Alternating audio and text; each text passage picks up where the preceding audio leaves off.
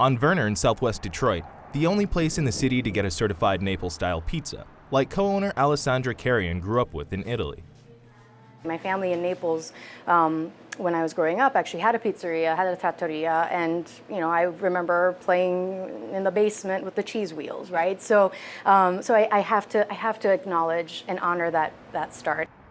Pizzaplex is a literal representation of what happens in this space. And it really was intended to be a more playful way of bringing people together. If you think about cinemaplexes or, an omniplex where you can find all sorts of things, we wanted to be that kind of a place.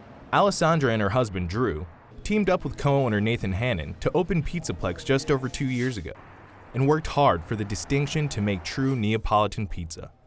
In order to become certified as a vera pizza napolitana, or in other words, true, authentic Neapolitan pizza, you have to pass like a certain rigorous kind of thing where you're like filming yourself do every step of the process, and then they send someone out to come also watch you do every step of the process. And that's literally from the ingredients you're buying, from how you're preparing dough, from how you're forming dough balls with your hands, to how you touch the dough ball after it's already risen, to the time that it also rises, the order of what toppings you're putting on, and then to how you cook it, the temperature that you're cooking it, the timing of it. So we're the first in Detroit, second in the state, and 98th in the country.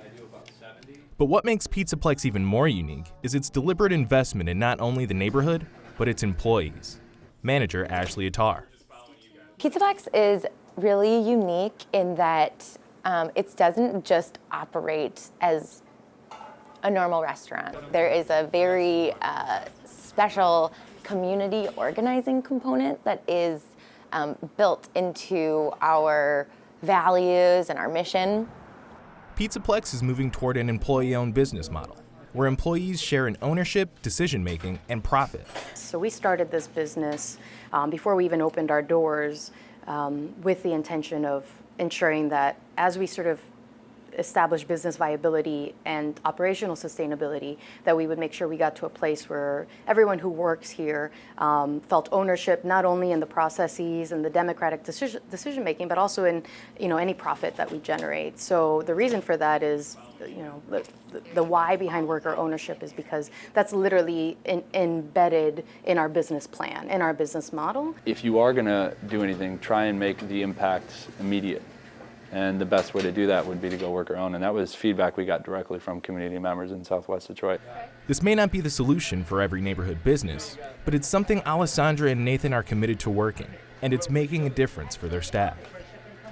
If we can work to employ more people from this neighborhood, the community, and obviously from any point in the city, that this concept of wealth redistribution happens in such a way where it's not concentrated, and that if we can bring more people into this, if you can grow the pie, if you will, so that more people benefit from it, we just imagine, a more successful business and a more successful business ecosystem.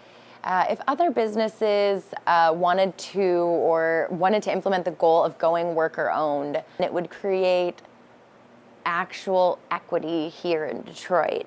Having actual economic ownership of the establishment that you work at is an example of putting resources into someone's hands. It's power. It is literally power.